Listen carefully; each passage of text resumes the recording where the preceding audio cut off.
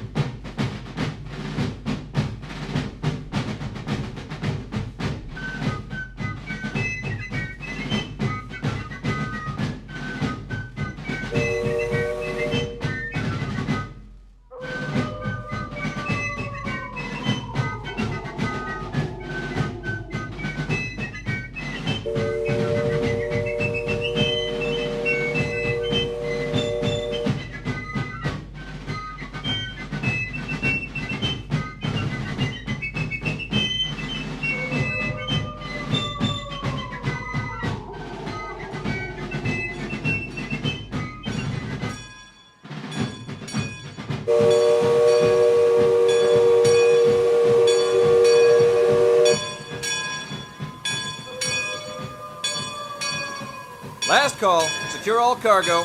All passengers aboard. Cargo secured. All passengers boarded, sir. All hands stand by.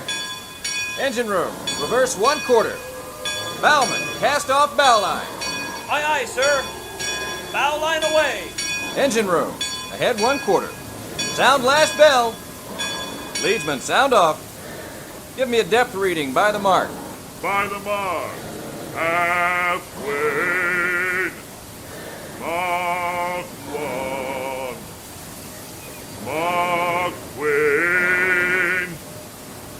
Mark 3. Mark 4.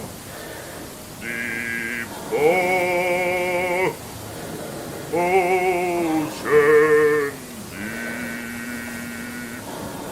Mark 4. Engine room, ahead 3/4. Stand by. Steady as she goes. Captain?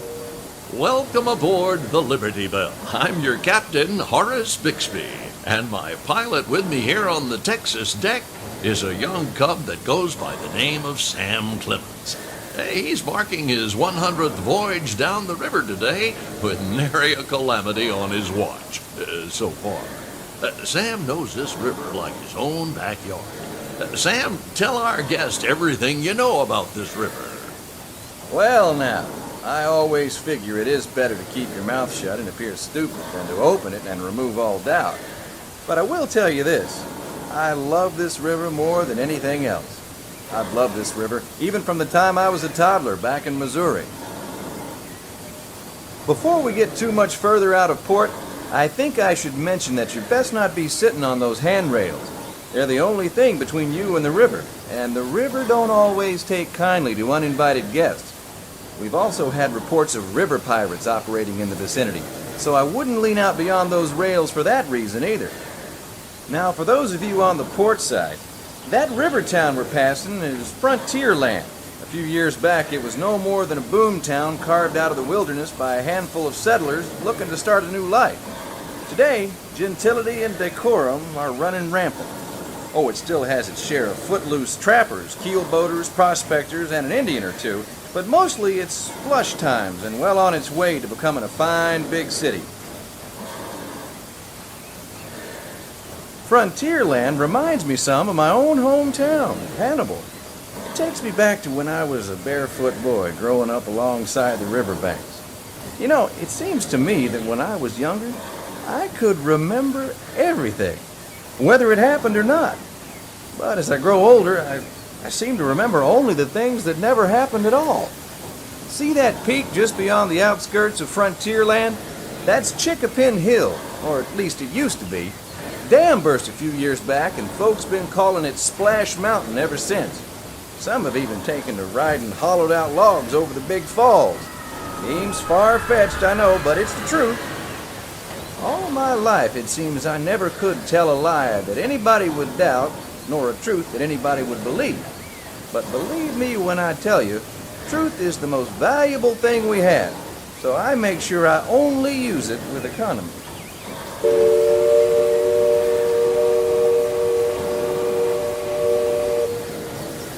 That island over across the way, on the starboard side, was my stomping grounds when I was young. Exceedingly young. Marvelously young. Young by hundreds of years. Younger than I will ever be again. It's called Tom Sawyers Island, and is named for a friend from my boyhood. Even today, the only way you can get there is by raft. Old Man Harper's grain mill is there, back in the woods just off Tom's Landing. And that's Muff Potter's pond and his windmill. We almost hanged Muff once. And there's Huck's Landing. I always did like Huck. He could swear just wonderful. He and Tom and I spent most of our wild and reckless youth exploring that island. Lots of caves, lots of adventure, if you know where to look. And we all knew where to look. That's Superstition Bridge. It connects the big island to the little one. And if you follow the Wilderness Trail there, it'll lead you right up to the gates of Fort Langhorne. It's the last trading outpost before we head into Indian country. Look off to the port side there. Every now and then, the water under that crest of rock comes to a natural boil and spurts out all over the place like a tea kettle left on the fire too long.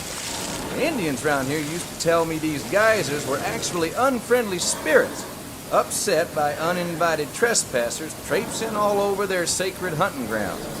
Be that as it may, that's Big Thunder Mountain poking up in the sky over there. The Indians named it that because of the sound the falls used to make when the big rains came. Then the miners and prospectors and get-rich-quick speculators showed up, and the name stuck because of the sound of blasting powder going off every few minutes. There's not so much blasting these days, just ghost stories about a runaway mine train loaded down with simple-hearted, terror-filled folks like you.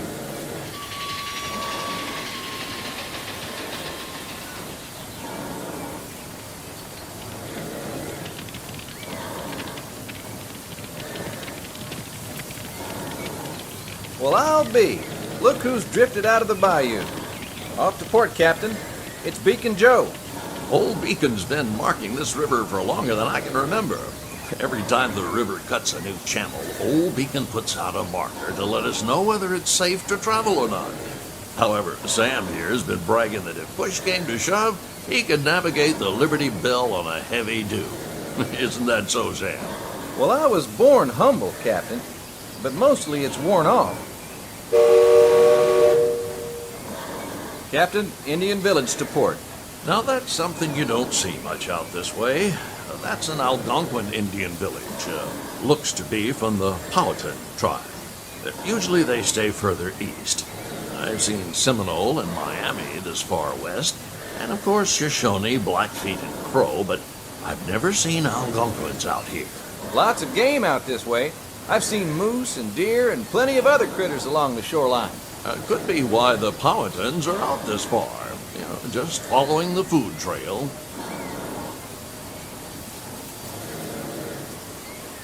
That other village off to port has been here a while. Most of the Indians along the river don't quite know what to make of our steamboat. They call it Enelore, which means fire canoe, because of the smoke and sparks pouring out of our topstack. The first time we passed this way, they thought it was the return of one of their heavenly messengers. They said our riverboat was a comet of the sun. Just beyond the village, up that hill, is their sacred burial ground. Now, those who fall in battle are placed atop the traditional bed of death. After nightfall, they'll return to mourn the great warriors who brought honor to the tribe.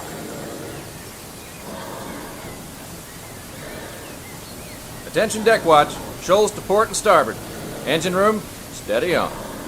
We're entering shallow water, but there's no cause for worry. Sam knows every shoal and shallow, every snag and sandbar in this part of the river, and he'll navigate us through to safe water. You wouldn't steer us wrong, would you, Sam? I believe we ought never to do wrong, Captain, especially when others are looking. Leadsman, sing out. By the mark. Mark 1. Quarterless 3. Half twin. Half twin. Half mark twin. Quarterless. Red flag. Red flag touches. Those of you that have been this way before know that the water can get fairly shallow along this stretch of the river. The leadsmen call out the depth. Each mark is a fathom, or 6 feet.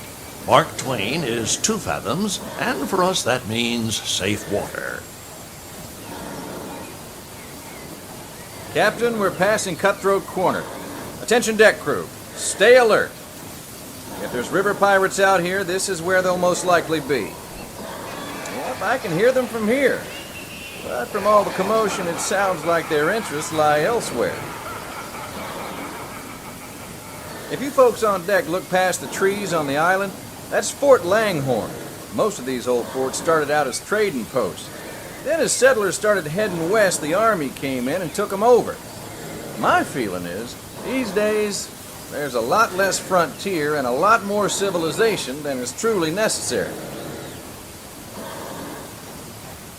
Leadsman, give me a depth reading. Sing out. By the mark. Half twin. Mark 1.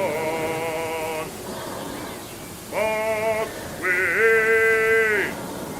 No bottom. Safe water. Mark twin. Safe passage. You see that brick mansion back over yonder there in the woods? I've heard folks hereabouts say it's haunted. They say it was built on sacred Indian burial grounds, so now it's filled with spirits. If you ask me, I'd say the ones telling those tales are the ones filled with spirits. If you want proof, just ask them. They got it. About 100 proof, I reckon. And whatever you do, don't strike any matches if they aim to breathe in your direction. But you won't just be seeing ghosts, you'll be joining them.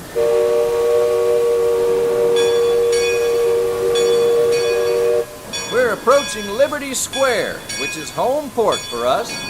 We'll be putting into dock shortly, so those of you on the upper 2 decks might be of a mind to collect all your parcels and head to the lower deck. If you got young'uns, you'll want to take them in hand before they get out of hand. On behalf of the captain, myself, and the crew, thanks for plying the waterways with us, and I hope I see you next time round the river bend. Thanks, Sam, and thank you, everyone, for traveling the rivers of America with us today.